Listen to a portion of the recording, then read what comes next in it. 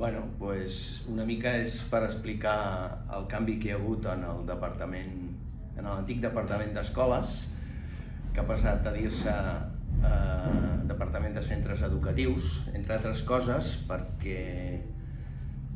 anys enrere estàvem focalitzats bàsicament en escoles d'ensenyament primari i secundari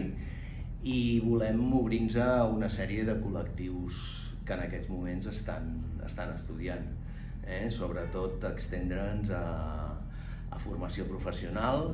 concretament amb una sèrie de col·lectius de la formació professional, com poden ser la gent que estudia nutrició, la gent que estudia hostaleria,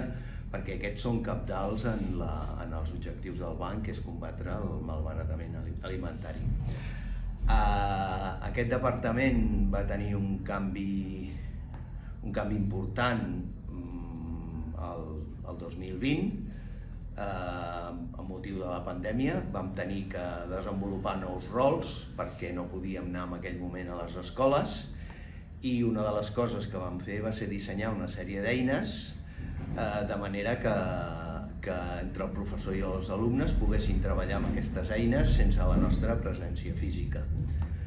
Aquest curs ja hem anat incrementant la nostra presència a les escoles, però seguim utilitzant les mateixes eines que anem renovant cada any i que anem actualitzant i es poden utilitzar tant de manera presencial amb els voluntaris del banc com de manera a distància, treballant entre el professor i els alumnes i amb el nostre suport online. Som un equip de 6 persones, pràcticament totes venen del món de la docència.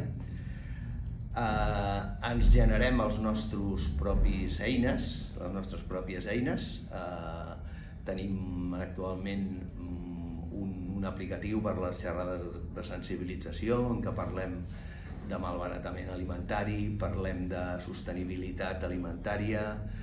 de la pobresa, del dret a l'alimentació i de la tasca que fa el Banc dels Aliments. Doncs en l'equip d'escoles actualment, com he dit abans, som gent que ve del món de la docència, la major part. Hi ha la Imma, hi ha la Tere, hi ha la Mia, després hi ha la Txelo i el Pere. Dos d'aquestes persones encara estan en període de formació, per tant, tenint en compte que aquest curs que estem ara, bàsicament hem sigut 4 persones que hem tirat la feina endavant, suposem que el curs vinent podrem ampliar el número d'escoles participants en el programa. Aquest curs 2021, que ja pràcticament estem a les acaballes, han participat en les nostres activitats educatives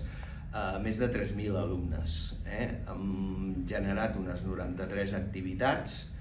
tenint en compte que hi ha les xerrades de sensibilització pels diferents nivells i el taller de malbaratament. Un dels temes que ha variat en la nostra gestió és que anys anteriors gestionàvem un gran nombre de recaptes, però tenint en compte l'automatització d'aquests recaptes es va fer insostenible per logística poder atendre això. La solució que li donem a qualsevol centre educatiu que vol fer un recapte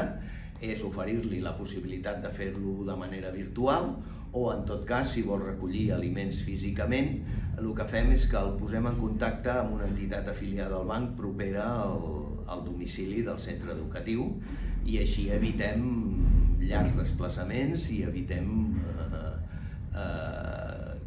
malbaratar una sèrie de recursos. El curs vinent hem renovat ja tots els continguts, això ho fem de manera habitual. La idea és fer-ho cada curs, renovar els continguts pel curs següent i ens volem iniciar 2 campanyes d'ampliació del número de centres educatius que participen en el nostre programa. Concretament, a partir de l'octubre es farà una campanya dirigida als centres de formació professional, que és un col·lectiu que ens interessa molt, i al mes de gener del 2023 iniciarem una campanya també d'ampliació de centres educatius de primària i secundària.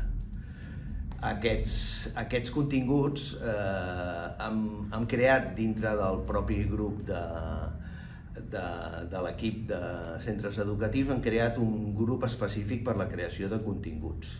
que això sí, tenen que simultanejar la seva feina amb donar les xerrades a les escoles i amb gestionar les escoles, però ens funciona molt bé tenir aquest grup que crea els continguts.